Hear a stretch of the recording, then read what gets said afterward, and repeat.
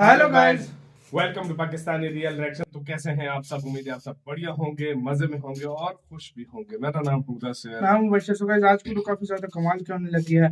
जिस तरह की इंडिया पूरी दुनिया में पावरफुल बनता जा रहा है, तो आजकल हर कंट्री की लगभग मीडिया की जो नजर होती है वो भारत पे होती है। पहले सिर्फ पाकिस्तान, चाइना इनकी रहती थी, लेकिन आज ग्लोबल मीडिया भी भारत की चर्चा करता रहता है, पूरी दुनिया का।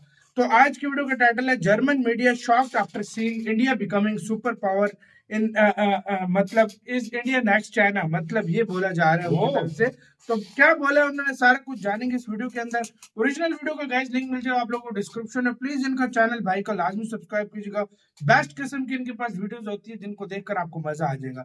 देखते हैं भाई, बाकी बातें करेंगे बाद में। काउंट करते हैं 3 2 1 एंड स्टार्ट। यही जर्मन मीडिया आज से 6-7 साल पहले इंडिया का मजाक बनाती थी कि कैसे इंडिया डिजिटल हो पाएगा, लेकिन आज इंडिया अपने दम पर इन सभी कंट्रीज की बोलती बंद कर दी। आज जिस रफ्तार से इंडिया आगे बढ़ रहा है उसको देखते हुए खुद जर्मनी के चांसलर यहाँ आते हैं और इंडिया से डील करते हैं। इंडिया 2026 तक जर्मनी को पीछे करके 4th लार्जेस्ट इकोनॉमी बन जाएगा और कुछ ही सालों में मैन्युफैक्चरिंग के मामले में चाइना को भी टक्कर देगा, क्योंकि आज के समय इंडियन गवर्नमेंट और हमारी कंपनीज यही पर लगी है कि कैसे इंडिया को एक मैन्युफैक्चरिंग हब बनाया जाए। इसके लिए टाटा इतनी बड़ी बड़ी डील कर रही है जिसे देख तो कई देश शॉक्ड में हैं। हाल ही में अभी कुछ ही महीने पहले टाटा ने ताइवान के साथ $90 बिलियन सेमीकंडक्टर में इन्वेस्ट करने की डील करी। ये इतना बड़ा अमाउंट है कि कई लोग तो सदमे में पड़ गए, लेकिन सबसे मजेदार रिएक्शन तो जर्मन मीडिया का रहा, जिसे देखकर तो आपको मजा ही आ जाएगा। बस आप लोग वीडियो देखते रहें, हम आपको इनका मजेदार वीडियो भी दिखाएंगे और साथ में ये भी बताएंगे कि कैसे इंडिया चाइना की कंपनीज को चुपके से छीन रही है। बस आप लोग वीडियो को लाइक करके चैनल को सब्सक्राइब कर लें।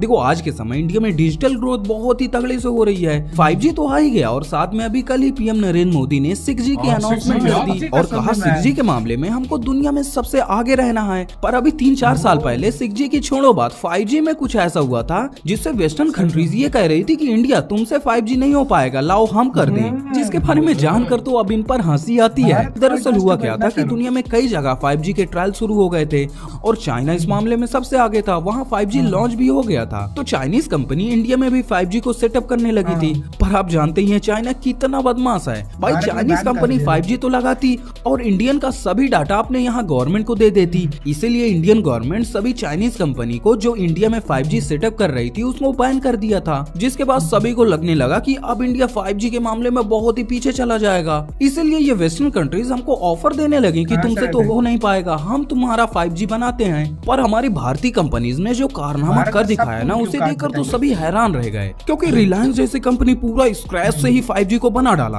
और आज इन्हीं वेस्टर्न कंट्रीज को पीछे छोड़ दिया।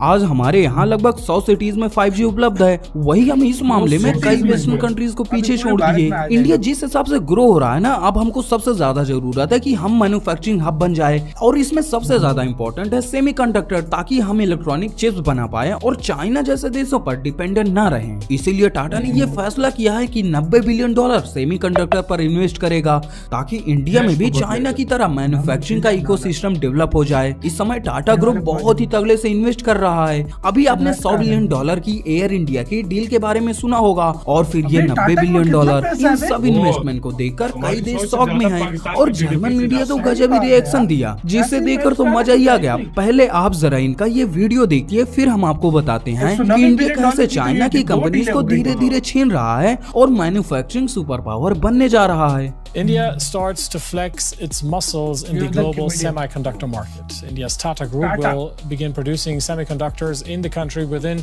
a few years, a move that the chairman of the group's main company said will make the South Asian country a key part of global chip supply chains. Tata Sons chairman Natarajan Chandrasekaran revealed that the conglomerate plans to launch new businesses in emerging fields such as electric vehicles. Well, India has announced ambitious plans to become a global chip production hub. The country currently imports 100% of its semiconductor requirements, but is now offering incentives for companies to set up fabrication plants locally. Now, this is amid a global chip shortage that has sparked a rush of new projects by established chip makers such as Intel, Samsung, TSMC, and SK Hynix. Let's get more on this from DW correspondent Charu Kartikeya in Delhi. Charu, Tata producing semiconductors in a couple of years is not going to solve the shortage now. So what is their motivation to get into chip making? Well, Chris, Tata, there have been rumors about this for over a year, so the Tatas have essentially only confirmed a rumor, so that answers the now part. The motivation is primarily to get into this race, to develop India as a semiconductor hub of the future.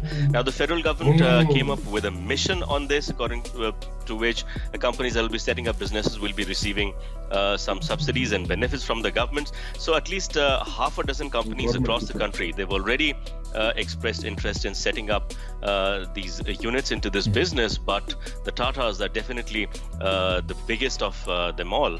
So they're going to most likely have an advantage. So you say the rumors have been there for quite a while. How far along is this plan then? Well, Chris, first of all, the Tata set up a brand new electronics company in 2020. They appointed a CEO in 2021, and it's only now that they've gone public with their plans. So initially, as of now, they are planning only to get into assembly and packaging part, which is the downstream part of the business. Really, the upstream part is actual manufacturing of semiconductors, which is quite a gigantic uphill task, and Tatas will require brand new technology as well as partners to get into this, which is why it will take some time, and which is why they plan to begin from the downstream part of the business. They've decided to put in $90 billion, and they're going to do it over the next 5 years. देखो, India जैसे जैसे आगे बढ़ेगा तो in western media को ना चाहते हुए भी तारीफ करनी पड़ेगी, पर आज इंडिया जो डिजिटल के मामले में कर रहा है ना, वो बहुत ही इंसेन है, और वही काम अब इंडिया मैन्युफैक्चरिंग के मामले में करना चाहता है।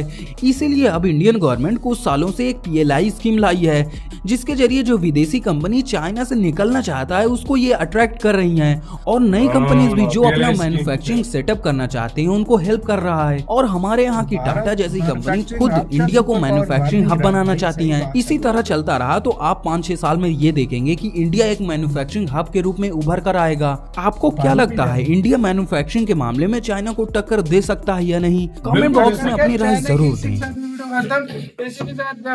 खाली टक्कर नहीं, चाइना की मार के रख सकता है भाई।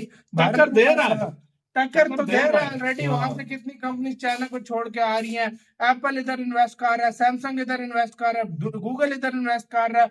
दुनिया की जो लीडिंग कंपनीज है सारी भारत में इन्वेस्ट कर रही हैं। टक्कर क्या, मैं कहता हूँ बैंड बजा के। इलेक्ट्रॉनिक्स के मामले में चाइना बहुत ज्यादा आगे निकल गया। उसकी मेन वजह थी वो सेमीकंडक्टर बहुत थे। तो टाटा ने सबसे पहला काम वो किया, $90 बिलियन के जो है ना इन्वेस्ट किया है, और साथ में जो है ना टाटा के पास अपने देश में बनाया। भाई सच में टाटा के पास कितना पैसा है, कितना पाकिस्तान की पूरी जीडीपी वो छोड़ सेमीकंडक्टर बनाएगा ना।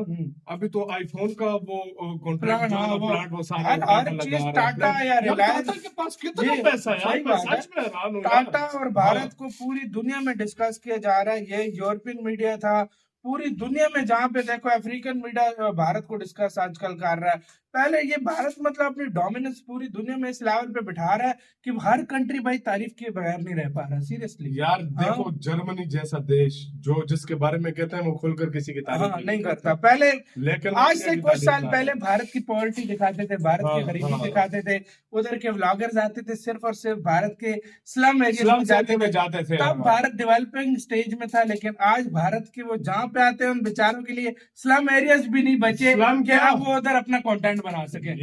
अब इंडिया की बिल्डिंग्स देखते हैं, आके कहते हैं रिच इंडिया। मतलब जिस तरह के हमने कुछ फॉरेनर्स के व्लॉग देखे हैं और वो दीवाने हुए पड़े हैं भारत के, तो ये चीज दर्शाती है कि भारत कहाँ से कहाँ आ चुका है आज। और जिस तरीके से जिस लेवल से इंडिया आगे जा रहा है ना, बहुत कम टाइम में, मेरी नजर में अगर देखा जाए 10 साल अगर आप मैक्सिमम कर लो, चाइना को नाच डाल देगा। मैं कहता हूँ कि वो इंडिया ऐसा मतलब मार्केट बनने जा रहा है पूरी दुनिया के लिए कि पूरी दुनिया हैरान रहने वाली। सही बात है। आपका क्या इसका कहना है, अपने कमेंट सेक्शन में दे। अपना बहुत ज्यादा ख्याल रखिएगा।